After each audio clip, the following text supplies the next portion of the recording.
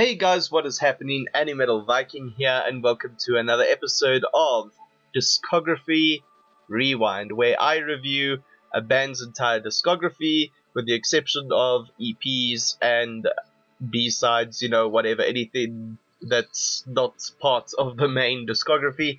And basically I just go over them and see whether they hold up or not, and essentially rank them all. That's pretty much what this series is all about. If you haven't checked out any of my previous episodes, you can check out my review of Karak Angren's discography and the previous two reviews of Carnifex, which will be linked at the end of the video for your viewing pleasure.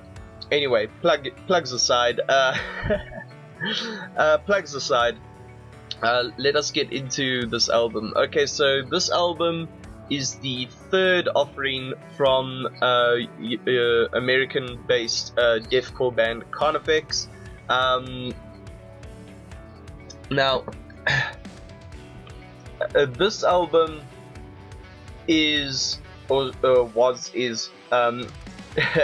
it was the turning point for the band, because this album is drastically different from their first two offerings, which were straight up raw, pure, unfiltered deathcore. This was the album that I'd say it definitely separated Carnifex from the rest of their peers in the deathcore scene, and showed that they were willing to take bold steps in experimenting with the genre, and just essentially making their own path through the genre to become one of the more respected names in the genre, because as we all know, a lot of old school metalheads, they really don't like a lot of the core genres. However, Carnifex are one of those few exceptions where many fans in the death metal, black metal community really seem to appreciate these guys a lot, especially now that they've found their sound, so to speak. But anyways, with this particular album, I don't know why not many people talk about it. I don't know if people were maybe put off it at the time, or maybe because it was too different, or if that's not the case, maybe their recent stuff has just been so good that people have kind of forgotten that, hey, Carnifex had all these other albums out, so I don't know what the case is, but I just know for a fact that this album isn't spoken of very often, whether it's in Facebook groups, Reddit forums, you name it. Excuse me, taking a sip here. Is this album any good? Well, if you had to ask me personally, yes, of course. Otherwise I wouldn't be reviewing this band's discography. However, let's try and pick apart the music itself and see who it would appeal to if I were to hand you this album and say, here, give this a listen. Okay, so as I said before, this was a turning point. It's completely different to their previous material, mainly in terms of tone, songwriting, production, and even lyrical themes, because I'd say the lyrical themes didn't change too much, but however they weren't, there's a meme that goes around in the deathcore community. I see the meme pop up a lot. It will show like 4 or 5 classic deathcore albums from when deathcore started, and it'll say remember playing these when you broke up with your ex, or something like that, and then when you actually read the lyrics to a lot of these songs, they have a lot to do with breakups, but that turned out very violent in the end. So yeah, it's kind of a joke, mean that, but when I say this album is a change in the lyrical themes, it kind of ditches that. It approaches themes like suicide and violence more from a existential viewpoint, rather than, oh, you broke up with me and now I'm gonna smash your face in, or typical bullshit like that that could be found in a lot of these very early days of deathcore kind of songs. So it was definitely a huge change for them. So that was a plus, I'd say. The album is, if you had to look at it from a songwriting standpoint, and the tone itself, it's a perfect mix of a deathcore, melodic death metal, thrash metal, and black metal. And surprisingly, you'd think by just hearing all these four genres together, you'd think, you know, maybe the songs don't sound that good, you know, they're trying to present far too many ideas in each song or whatever. But surprisingly, the songs on this album, they are able to present a variety of ideas from each of these genres, all while flowing together in a very technical aspect. And when I say in a technical aspect, I use technical as opposed to natural, because if you were to play this album to someone who isn't very well versed in genres and subgenres of metal, they'd probably assume, if they weren't aware of the tag deathcore or something like that, they'd probably assume this is a tech death record, because the way the riffs from the different styles flow into one another is done in a very tech death kind of a way. At least that's the impression I got from it. And there are even a lot of tech death elements in certain parts, like there are one or two songs where, yes, believe it or not, they actually do those bass parts and let the bass guitar shine for a few moments in the songs. So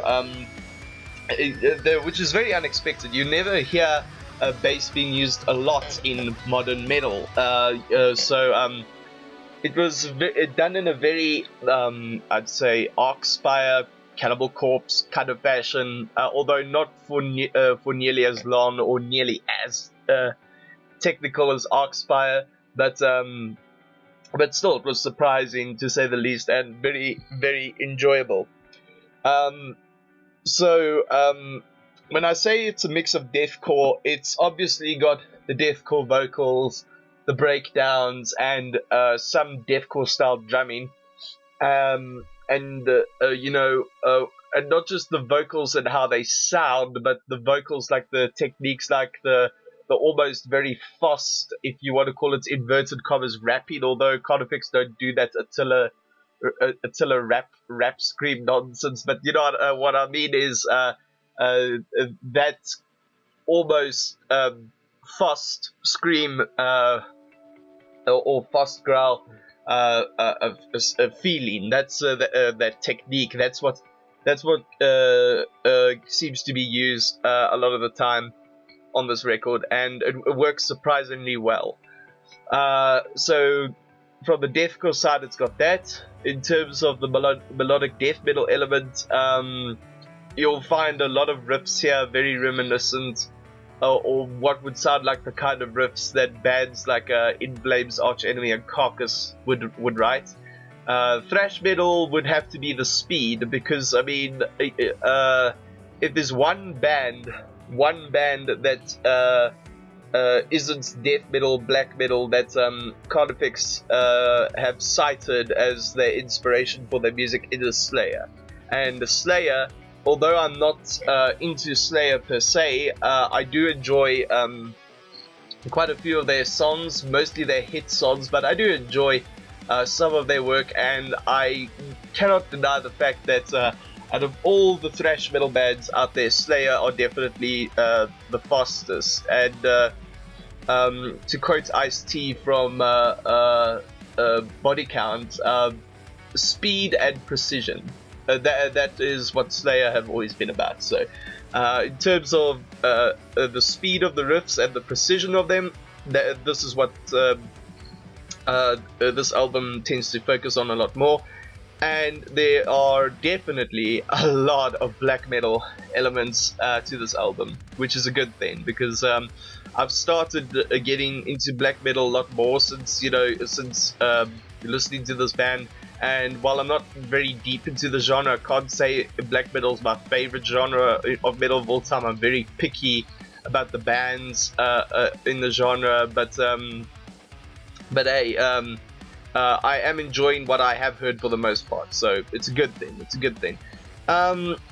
However, if I had any complaints about this album, I'd have to say it's Scott's guttural vocals. Like, I mean, they sound okay on normal speakers, but on headphones you can actually hear there's a because as you know, when you listen to music on headphones or earphones and you're listening to it on speaker, when you listen to it on headphones or earphones, you're able to pick up on little things that that would almost either put you on or put you off the music, or it just completely changes the experience of the music. And in the case of Scott's vocals, like, they sound okay on normal speakers. However, when you listen to them on headphones or earphones, at least this is what I got, his vocals leave much to be desired. They sound rather weak, rather strained, almost like, I don't know, they sound almost like it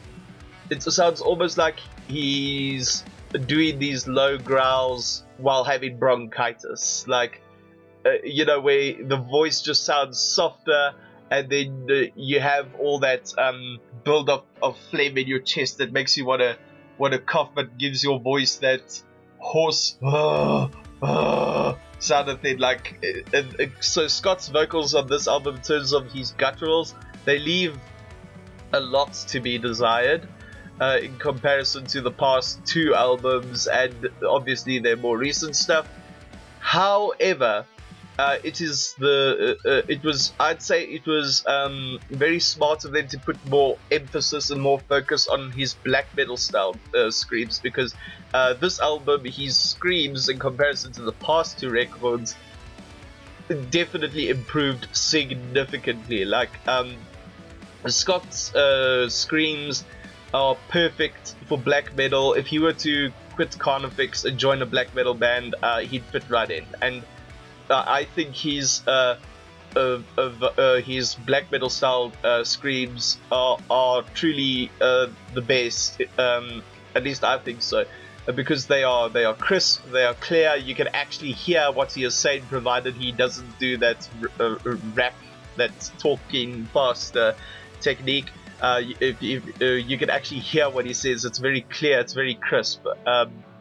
It's not it doesn't lose any of the enunciation. It doesn't lose any character. I know there are a lot of people who will say that every metal band that does screaming only vocals, that screams only doing growls, it kind of loses the character of the person's voice or something like that.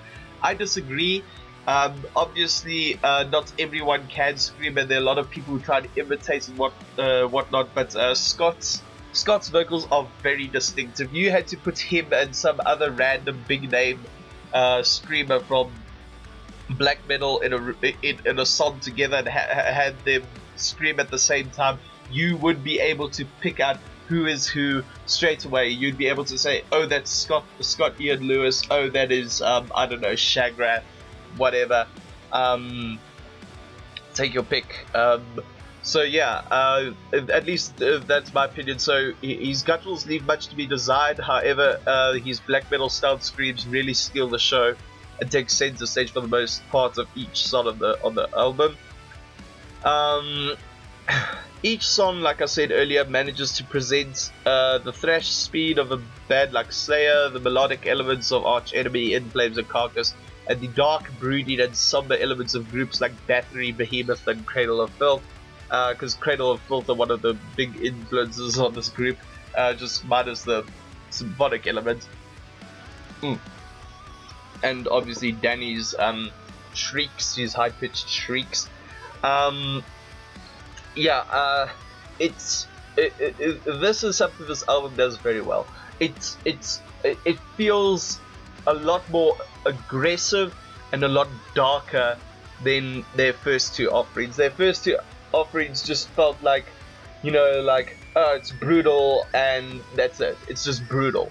However, this adds an element of, it's haunting. It's got a bit of a scare factor to it, in a way. Especially if you're a person listening to it for the first time who isn't well versed in metal, you'd probably scare your niece, your nephew, your grandparents, whatever, your parents who've never heard this kind of stuff before. It's got a very dark and heavy atmosphere to it, which is something to actually really appreciate with this album.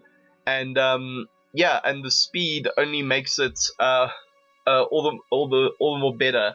I'd like to mention as well, there are some black metal inspired tremolo picking riffs here as well. However, like I said before, these songs present all these different ideas but make it flow in a very technical as opposed to a natural aspect. So don't be surprised if one moment you're hearing a very cool Slayer inspired riff, only for it to suddenly change to something out of a Bathory album or something like that. It is it's truly is something to marvel at, and it really separates it really separates this band from their peers in terms of what their peers were releasing at the time, and it even separates this band from what their peers are trying to experiment with now. Like, for example, Whitechapel's adding a lot more groove metal elements to their deathcore, and then obviously Suicide Silence are going the new metal route. It's very, very different, very unique, and I'm surprised not many people talk about this album. As I said earlier, out of the two albums that came out between their first two releases and their recent two albums, out of this one and Until I Feel Nothing, this is the album that gets talked about the least, and I'm honestly quite shocked. But this album is, and it should be used as an example to any aspiring a metal band, regardless of what genre you belong to. This album should be used as an example as to how you can, retain a genre's sound, its songwriting elements, its its feel, all the while adding subtle differences to make it retain a sense of familiarity, all the while being something fresh, new, and different. Because when you listen to this album, yes, it sounds deathcore. However, if I were to play this album to someone who's into black metal, if I were to play this album to someone who's into blackened thrash metal, which is, for those of you who don't know, it's thrash metal with a bit of a darker, more black metal aspect to it. If I were to play this album to a death metal fan, unless they hear the breakdown, they would not say that it's deathcore. They would probably mistake it for, a black metal album, a thrash metal album, or a death metal album. At least if you had to ask me, because I have done that before, and a lot of my friends would be like, oh, but I thought this was death metal, I thought this was black metal. And even if you read some reviews of this album, some old reviews of this album, you'll hear some folks mention something similar along the conclusion I came to. So this is a fantastic album. I'd have to give it a rating of a solid 8 out of 10. It's definitely one of their more underrated works, and I feel people really need to revisit it now, especially considering the routes that most of their peers are going to, when it comes to the evolution of deathcore. And it's just a fantastic album. It's great for, you know, if you want to listen to deathcore, but you want deathcore that's darker and, you know, has a bit of an extra kick to it in terms of speed and aggression. So definitely give this album a listen. And if you have listened to this album before, if you're very familiar with it, let me know in the comments down below what you thought of it. Is it one of your favorites, or did you perhaps maybe not like it? And if you didn't like it, could you maybe explain to me why you didn't enjoy it? So yeah, leave a comment down below. Also, if you enjoyed this review, be sure to give the video a thumbs up. Subscribe to the channel if you're new here. You can also head over to the main channel if you want for more content as well. Don't forget to check out previous episodes of Discography Rewind. You can follow me on social media. Links are in the description box. And if you're feeling generous and you'd like to help improve the quality of my content, you can donate to my Patreon. That's linked in the description box as well. Anyways, guys, that's it for today. So until the next episode of Discography Rewind, take care of yourselves. And as always, have a kick-ass day. Bye.